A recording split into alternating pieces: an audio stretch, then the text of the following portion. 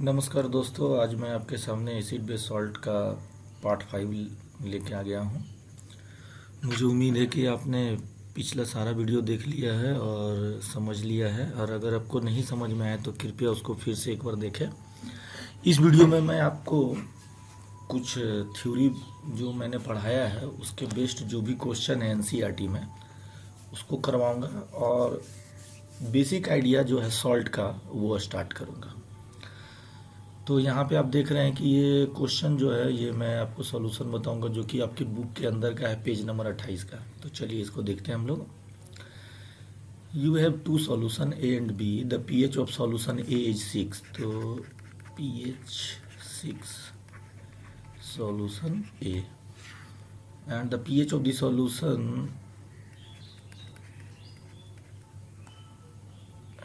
A and B. अच्छा, B का हो गया। Acid and pH of the solution is 8। यहाँ पे बी छूट गया है, बी इज 8। ये हो गया सॉल्यूशन बी का। B solution has more hydrogen ion concentration. तो देखिए, हाइड्रोजन आयन कंसंट्रेशन अगर आपको याद होगा तो हम लोगों ने देखा था कि अगर पीएच 7 से कम है तो वो एसिडिक होगा। एसिडिक होगा और उसका हाइड्रोजन आयन कंसंट्रेशन ज़्यादा होगा, यानी pH is inversely proportional to hydrogen ion concentration. Inversely मतलब पीएच बढ़ेगा तो हाइड्रोजन आयन कंसंट्रेशन घटेगा, लेकिन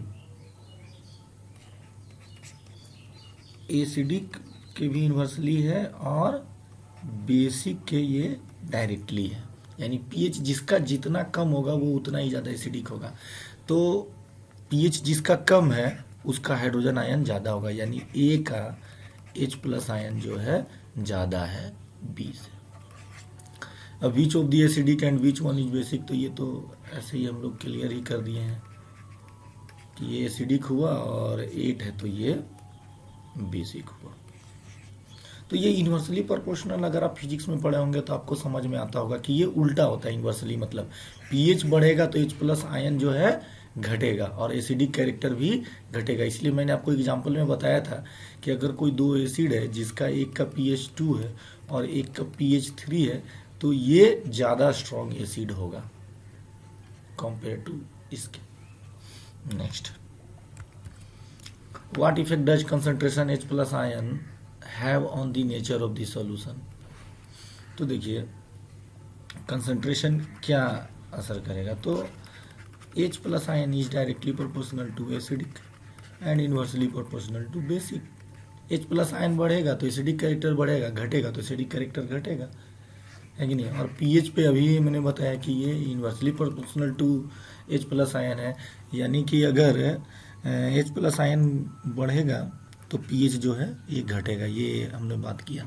और नेचर ऑफ दिस सॉल्यूशन में है तो देख लीजिए, ये एसिडिक बढ़ेगा, ये बढ़ेगा तो एसिडिक बढ़ेगा, और H प्लस आयन का कंसंट्रेशन घटेगा तो एसिडिक का कंसंट्रेशन घटेगा, यानी वो डाइल्यूटेड एसिड की ओर बढ़ेगा। Do basic solution also H plus ions, if yes then why are these basic.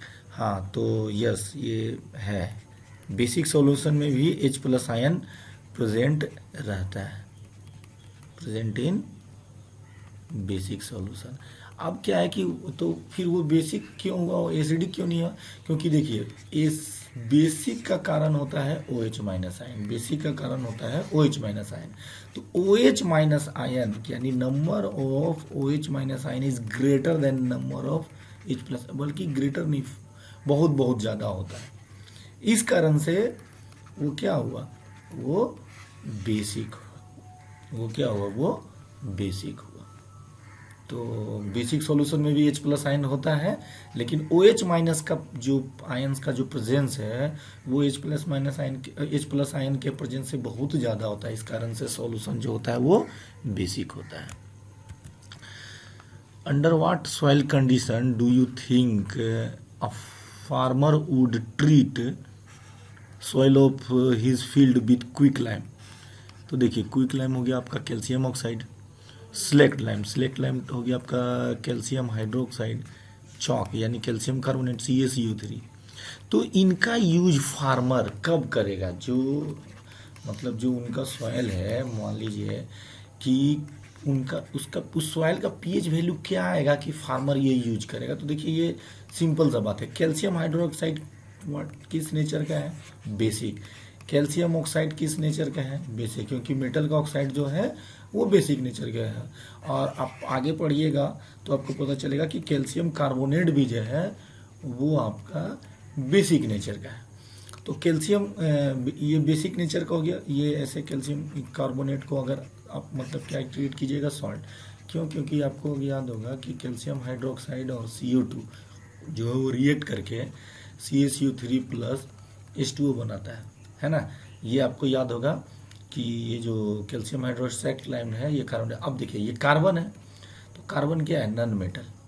Carbon क्या है? Non metal. और कार्बन नन मेटल का जो ऑक्साइड होता है वो किस नेचर का होता है? वो एसिडिक नेचर का होता है। ये चीज़ को याद रखना जरूरी है। नन मेटल का ऑक्साइड किस नेचर का होता है? एसिडिक नेचर का होता है।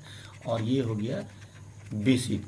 तो एसिड और बेस रिएक्ट किया तो यहाँ पे क्या किस चीज़ का फॉर्मेशन हुआ? सॉल्ट। और ये वाटर।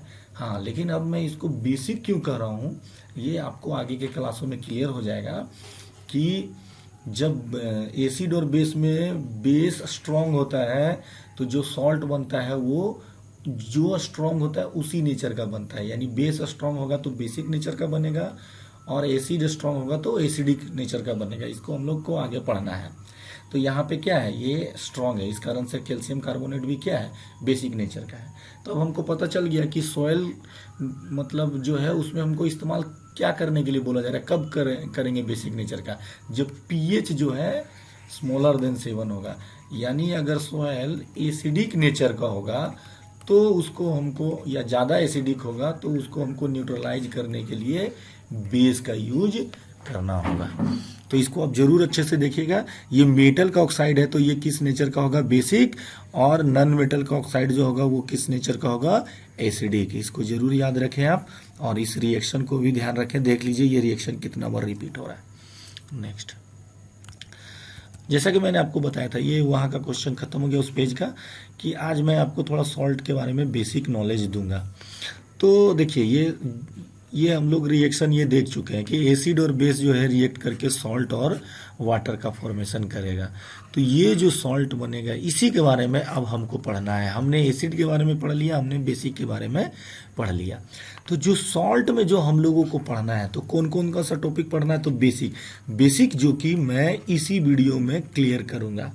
और बाकी जैसे जो स्पेशल पढ़ना है कॉमन सॉल्ट यानी कॉमन सॉल्ट हम लोग को पता है कि वो NaCl है।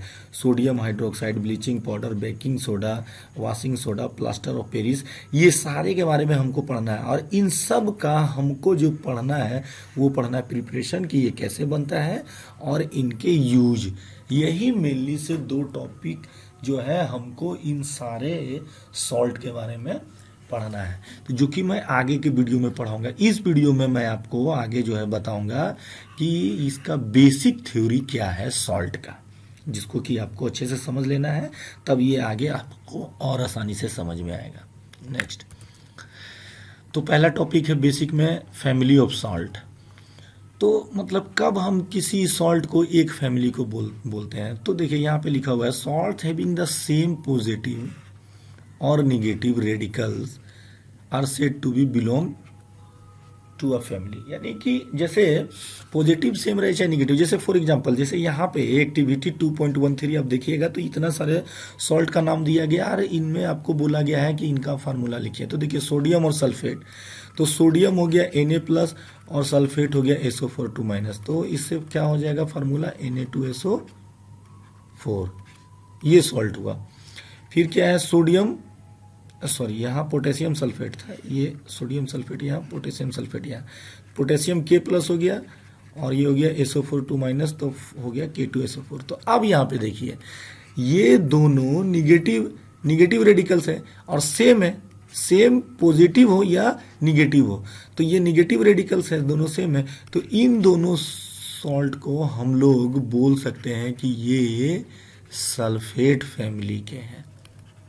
ये सल्फेट फैमिली के हैं। फिर देखिए जितना भी सल्फेट है, यहाँ तक सल्फेट है, तो ये सारा का सारा किस फैमिली का हो जाएगा? सल्फेट फैमिली का हो जाएगा। कैल्शियम सल्फेट का अगर आप लिखना चाहेंगे तो CO2SO4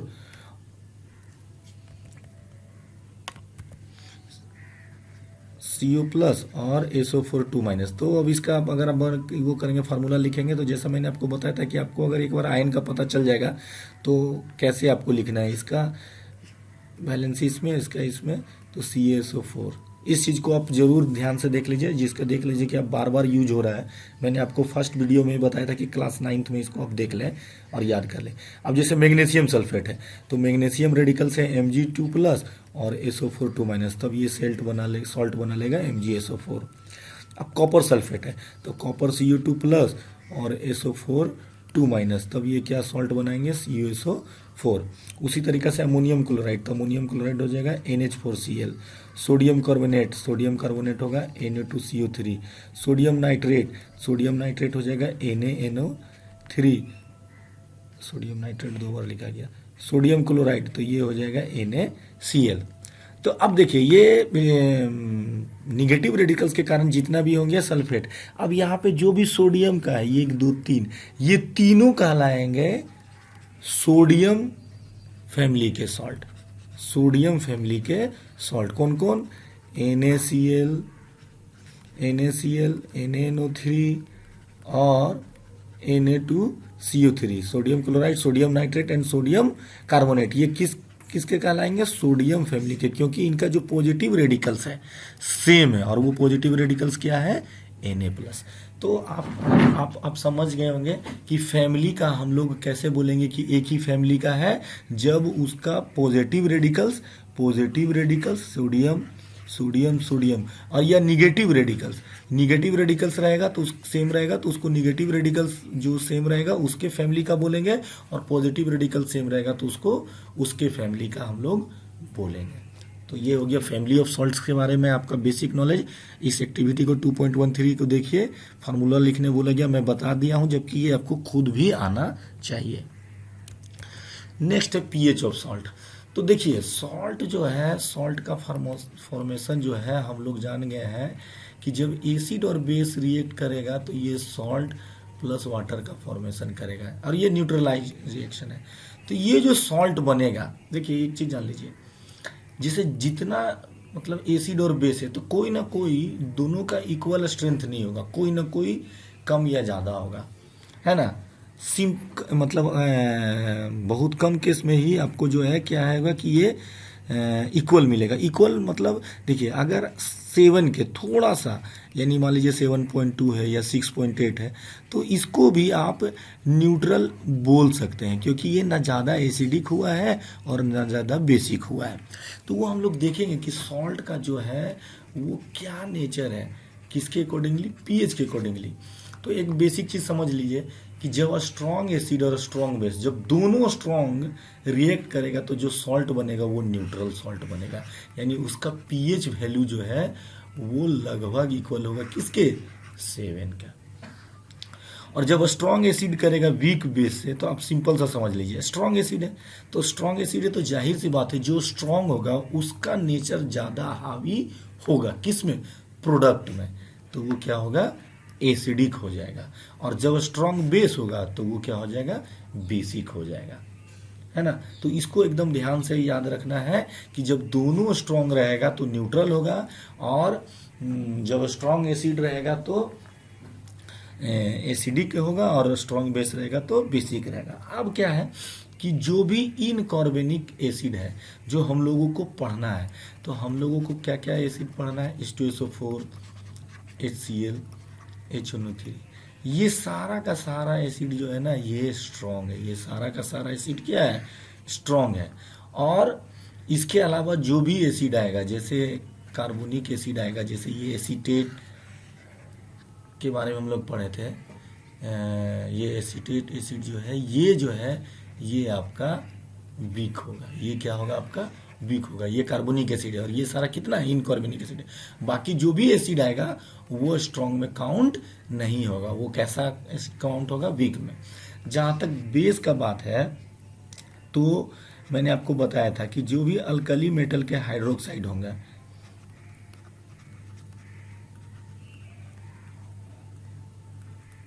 इतने हैं जो कि आपको पीरियोडिक टेबल में मिल जाएगा। तो आपको मेनली रूप से सोडियम और कार्बन पोटेशियम के मिलेंगे। तो इनके जो भी हाइड्रोक्साइड होंगे वो हाइड्रोक्साइड कैसे होंगे, स्ट्रॉन्ग होंगे। वो कैसे होंगे, स्ट्रॉन्ग होंगे।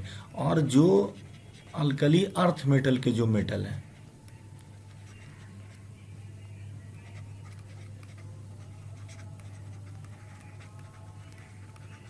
तो समझिए मैग्नीशियम और कैल्शियम ही मेनली रूप से मिलेंगे। तो इन दोनों का जो भी हाइड्रोक्साइड होगा वो स्ट्रॉन्ग होगा। यानी हमको किसका किसका मिल गया, KOH, NOH, CaOH का होल ट्वाइस और MgOH का होल ट्वाइस। तो ये याद रख लीजिए कि ये चार जहां भी मिला ये कैसा कहलाएगा, ये आपका होगा स्ट्रॉन्ग एसिड, स्ट्रॉन्ग बेस। और यहाँ पे ये तीन मिले तो कैसे होंगे, स्ट्रॉन्ग एसिड। और बाकी जो भी मिलेगा वो कहीं ना कहीं वीक होगा, है ना। यहाँ पे एक कॉम्बिनेशन छोड़ा गया है कि जब वीक एसिड और वीक बेस रिएक्ट करेगा तो प्रोडक्ट जो बनेगा वो क्या होगा।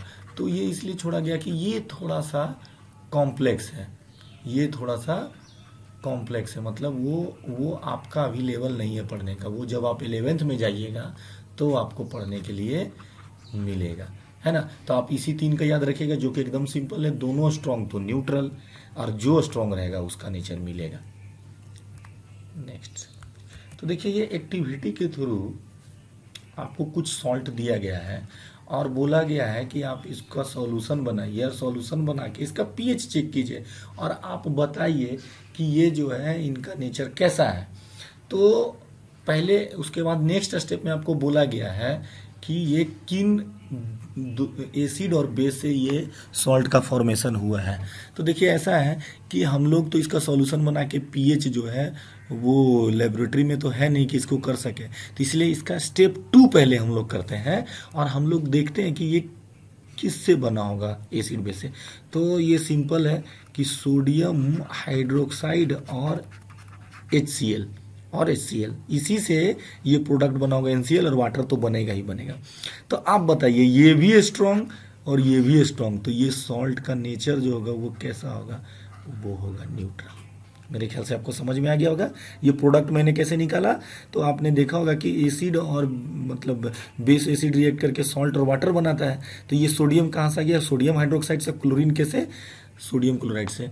तो मैंने आपको बताया था कि यही 3-4 आपको याद रखिएगा, उसी में आपको क्लियर हो जाएगा। अभी यहाँ पे जैसे नाइट्रेट है, पोटेशियम है, तो ये आया होगा KOH से, और नाइट्रेट है तो ये आया होगा नाइट्रिक एसिड से। तो मैंने आपको बताया कि नाइट्रिक एसिड, क्लोरिक एसिड और सल्फ्यूरिक एसिड, ये 3 आपका स्ट्रॉन्ग है। और यहाँ पे आपका 4 मैंने आपको सोडियम का, कैल्शियम का, पोटेशियम का और मैग्नीशियम का हाइड्रोक्साइड को बोला है कि ये स्ट्रॉन्ग बेस है। तो यहाँ पे भी ये दोनों स्ट्रॉन्ग हो गए, तो ये जो एसिड होगा ये न्यूट्रल होगा। अब एल्युमिनियम क्लोराइड है, तो एल्युमिनियम आए होंगे एल्युमिनियम हाइड्रोक्साइड से, और ये किससे आए होंगे, HCl से। तो ये देखिए ये इनके इसके कंपैरिजन में थोड़ा वीक है, तो ये स्ट्रॉन्ग हो गया और ये वीक है इसके कंपैरिजन में, तो इसका नेचर होगा एसिडिक।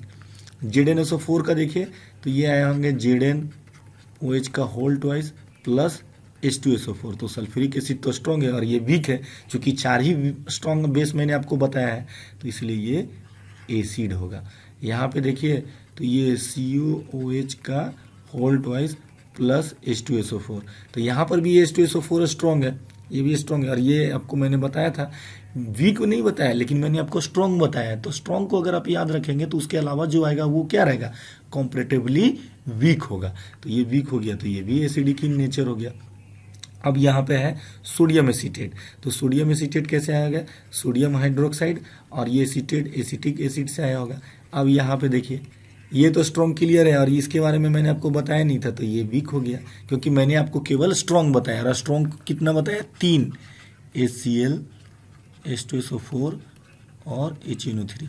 तो जो भी मैं बता रहा हूँ उसको एकदम गौर से देखिए। मैंने आपको बताया स्ट्रॉन्ग, जैसे मैं ये हमेशा आपको बोलता हूँ कि A और B है, इसका नाम श्याम है, इसका नाम राम है, और आपको दोनों में से किसी को नहीं पता है, आप C व्यक्ति से पूछ रहे हैं तो उन्होंने बताया कि आपको ये पता है कि एक श्याम है एक राम है, तो सी ने अगर आपको बता दिया कि ये श्याम है, तो सी से अगर आप पूछते हैं कि बी के कौन है, तो गलत बात है, क्योंकि आपको पता है कि दोनों श्याम और राम है। तो जब आपको पता चल गया कि एक श्याम है तो दूसरा अपने आप क्या है, राम है। इसीलिए मैंने आपको बताया कि पूरा आप याद नहीं रख सकते हैं, इसीलिए आप ये स्ट्रांग है ये याद रखिए। और उधर स्ट्रांग क्या है, NOH, COH का होल ट्वाइस, KOH और MgOH का होल ट्वाइस। ये आपको याद रखना स्ट्रांग है, इसके अलावा जो भी आएगा वो वीक रहेगा। तो यहाँ पे देखिए ये हो गया, तो ये बेसिक इन नेचर हो गया। अब सोडियम कार्बोनेट एंड बाइकार्बोनेट ये दोनों जो है बनते हैं, वो बनता है NOH plus carbonic acid H2CO3 से। तो ये तो स्ट्रॉन्ग है और ये क्या है, वीक है। तो ये दोनों के दोनों किस नेचर में हो गए, बेसिक नेचर में हो गए, है ना। तो अब यहाँ पे देखिए, अब जैसे वही मैं आपको बताना चाह रहा था कि कैल्शियम कार्बोनेट का जो फॉर्मेशन हुआ था वो होता कैल्शियम हाइड्रोक्साइड और CO2 से। तो कैल्शियम हाइड्रोक्साइड तो स्ट्रॉन्ग है और नॉन मेटल का ये है, ये वीक है। तो इससे जो बना वो बेसिक इन नेचर है। तो कैल्शियम कार्बोनेट किस नेचर का हो गया, बेसिक, जो कि पिछले के वीडियो में मैंने आपको बताया था सॉइल का नेचर आप कैसे जानेंगे। तो इसको जरूर आप देखिए, ये कोई बहुत बड़ा चीज़ नहीं है कि जो सॉल्ट बना हुआ वो किस से बना हुआ, वो घूम के केवल यही 3-4 आएगा और जो मेटल बचेगा उसका हाइड्रोक्साइड बना देना है, बात खत्म है। उतने में ही आपको बेस पता चल जाएगा। जैसे जितना भी मेटल है, जो भी मेटल इन्वॉल्व है, वो सबका बेस बना देना है। तो बेस कैसे बनेगा, हाइड्रोक्साइड से। और जो बच गया उसका एसिड देख लीजिए, तो एसिड में क्लोरीन और अगर नाइट्रेट और सल्फेट है तो तुरंत हो गया ACl H2SO4 HNO3। और अगर एसीटेट है तो एसिटिक एसिड ही मैंने आपको बता के रखा है। कार्बोनेट है तो कार्बोनिक एसिड हो गया ये। तो इसको जरूर आप ध्यान में रखें और इसको देखिएगा तो आप ये आसानी से बता पाइएगा कि जो सॉल्ट का नेचर है वो एसिड है या बेस है। और उसी के आधार पे हम बता सकते हैं कि pH इसका क्या है। तो अगर pH का बात करिएगा तो 7 और इसका pH <7 हाँ, कितना होगा उसके लिए आपको क्या करना होगा, आपको इसका सॉल्यूशन बनाना होगा और उसको चेक करना होगा pH स्केल पे। तो सॉल्यूशन हम लोग बना नहीं सकते। और ये जितना भी सॉल्ट है वो लगभग मतलब सारा जो है वाटर में सॉल्युबल है। इसी कारण से उसको हम घोल करके pH स्केल पे उसका कलर चेक करके pH हम बात कर सकते हैं। जो कि पिछले क्लास में मैंने आपको बताया था कि डिफरेंट pH पे pH स्केल डिफरेंट कलर को शो करता है। तो इसको जरूर देखिए, ये बेसिक है सॉल्ट का। इसके बाद मैं आपको आगे इसका पढ़ाऊंगा जो भी टॉपिक मैंने आपको लिखाया था। लेकिन कुछ मैं NCERT का एक्सरसाइज का प्रॉब्लम कर लेता हूँ, क्योंकि एक्सरसाइज का प्रॉब्लम अभी तक हम लोगों ने केवल एक ही किया था। और उस एक्सरसाइज के प्रॉब्लम में थोड़ा एक जगह मतलब आ रहा है कि जो H2SO4 है उसके जगह पे मैंने HCl लिख दिया। तो देखिए HCl लिख दिया तो ये भी तो एसिड ही है ना, और ये भी एसिड है। तो जब भी कोई एसिड रिएक्ट करेगा मेटल से तो सॉल्ट और हाइड्रोजन गैस रिलीज करेगा। तो सिंपल H2SO4 हो या HCl हो, कंसेप्ट वही है। इसलिए मैंने उसको सुधारा भी नहीं, मैंने उस चीज़ को देखा था। तो ठीक है, आप उसको देख लीजिएगा। और जिस किसी ने नहीं देखा, जो इस वीडियो को देख रहे हैं, तो जान लीजिए कि उन्होंने गौर से नहीं देखा। यानी कहीं ना कहीं जो है ये इंडिकेटर है कि आप जो है वीडियो को अच्छी तरीके से नहीं समझ पा रहे हैं। ठीक है, उसको दोबारा देखिए। अब यहाँ पे देखिए एक्सरसाइज का प्रॉब्लम है, solution turns red litmus blue. तो मैंने आपको बताया था कि रिजल्ट पे डिपेंड करता है, ब्लू कौन चेंज करेगा, बेस। तो उसका pH क्या होगा, pH होगा ग्रेटर देन 7। और यहाँ पे एक ही है जिसका pH ग्रेटर देन 7 एंड 10। और solution react with crush egg shell. तो देखिए क्रश एग सेल किसका बनाता है, कार्बोनेट का, कैल्शियम कार्बोनेट का, है ना। तो कोई सॉल्यूशन कैल्शियम कार्बोनेट है crush egg shell to give a gas that turns lime water. अब लाइम वाटर जो है मिलके,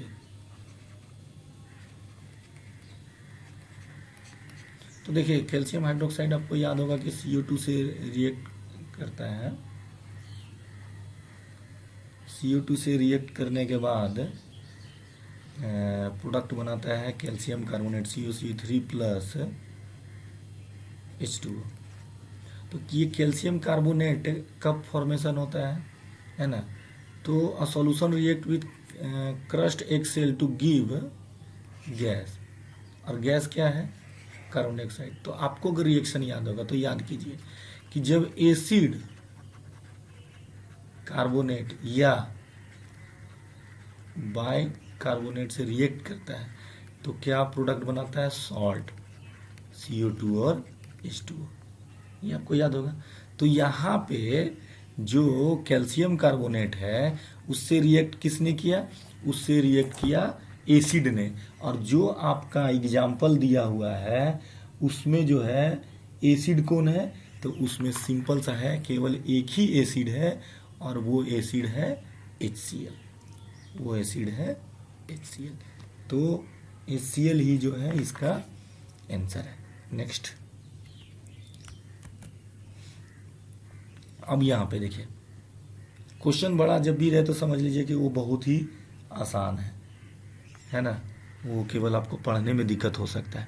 10 ml of solution of NaOH, NaOH base है, is found to be completely neutralize by 8 ml of HCl। ठीक है, NaOH और HCl react करेगा तो न्यूट्रलाइज तो करेगा ही। तो इसका 10 ml के लिए कितना रिक्वायरमेंट है, 8 ml। तो इफ़ वी टेक 20 ml, अब इसको बढ़ा के कितना कर दिया गया, 20 ml, जस्ट इसका दुगना। तो HCl कितना रिक्वायर्ड रहेगा न्यूट्रलाइज करने के लिए, तो इसका भी दुगना।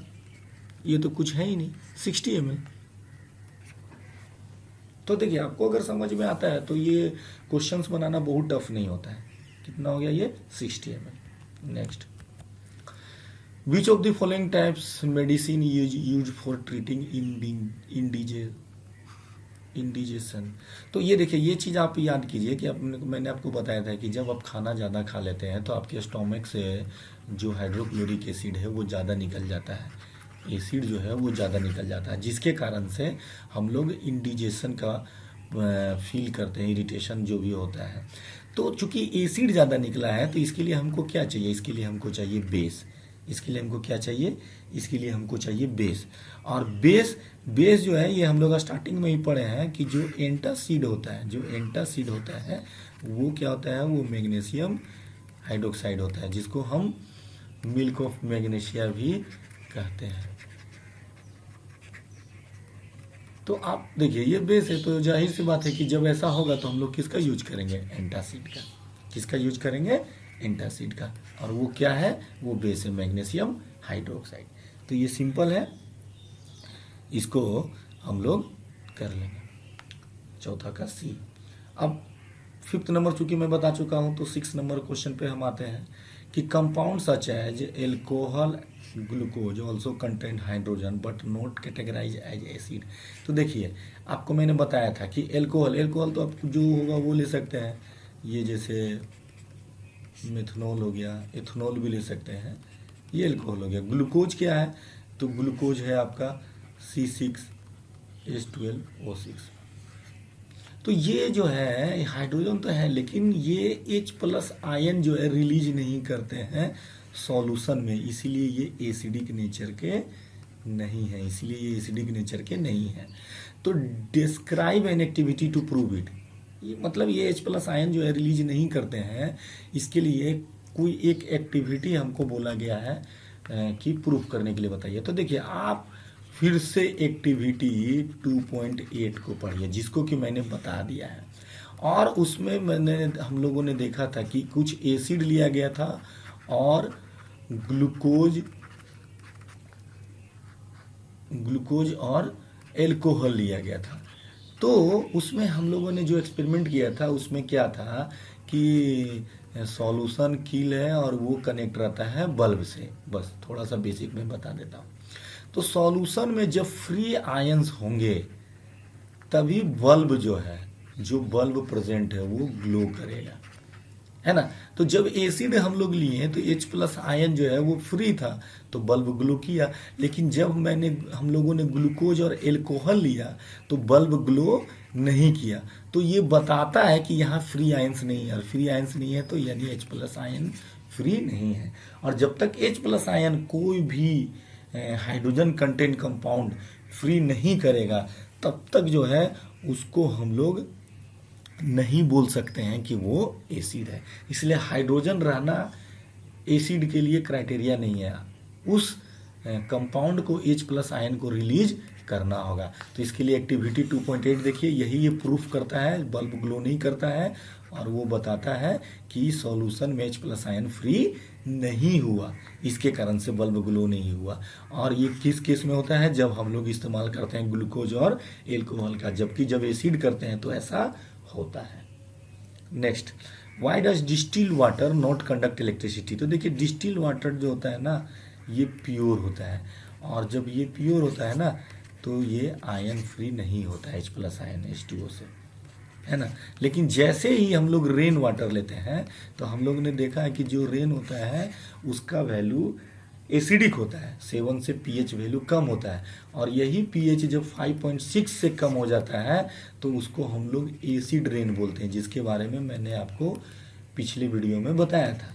pH वैल्यू जब 5.6 से तो एसिड होता है, लेकिन किसी भी कारण से अगर नॉर्मल रेनिंग भी हो रहा है तो भी उसका pH वैल्यू 7 से कम होगा। और जब वो रेन का वाटर एसिड इन नेचर होगा, एसिडिक इन नेचर होगा, चलिए देखिए, तो H+ आयन रिलीज करेगा, H+ आयन वो फ्री करेगा क्योंकि एसिड इन नेचर है, भले कम मात्रा में करे तो वो करेगा, तो जरूर करेगा, तो जाहिर सी बात है कि वो इलेक्ट्रिसिटी को कंडक्ट करेगा।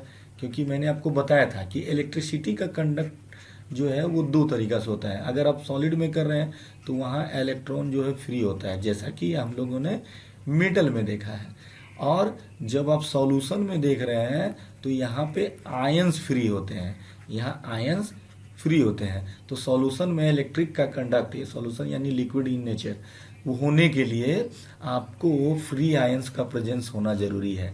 लेकिन जब प्योर वाटर होता है तो ऐसा नहीं होता है, जबकि रेनी वाटर होता है तो वो प्योर इन नेचर नहीं होता है, इस कारण से। और किस नेचर का होता है, एसिड इन नेचर होता है, जो कि H+ आयन को रिलीज करता है, इस कारण से वो कंडक्टर ऑफ इलेक्ट्रिसिटी होता है। फिर नेक्स्ट वीडियो मैं इसके आगे मैं बताऊंगा। तो ये जो प्रॉब्लम्स एक्सरसाइज का एक पार्ट प्रॉब्लम्स जो है वो क्लियर हो गया। नेक्स्ट वीडियो में मैं जो सॉल्ट का जो थ्योरी है वो पूरा कंप्लीट करूंगा, और उसके नेक्स्ट वीडियो में हम लोग प्रॉब्लम्स में आएंगे, और एक वीडियो और जिसमें कि कुछ एक्स्ट्रा प्रॉब्लम्स या कुछ लॉजिकल बातें हम लोग करेंगे, और इस तरीक़ा से अगले 3 वीडियो में ये चैप्टर कंप्लीट हो जाएगा। तब तक देखिए, रिवीजन कीजिए। धन्यवाद।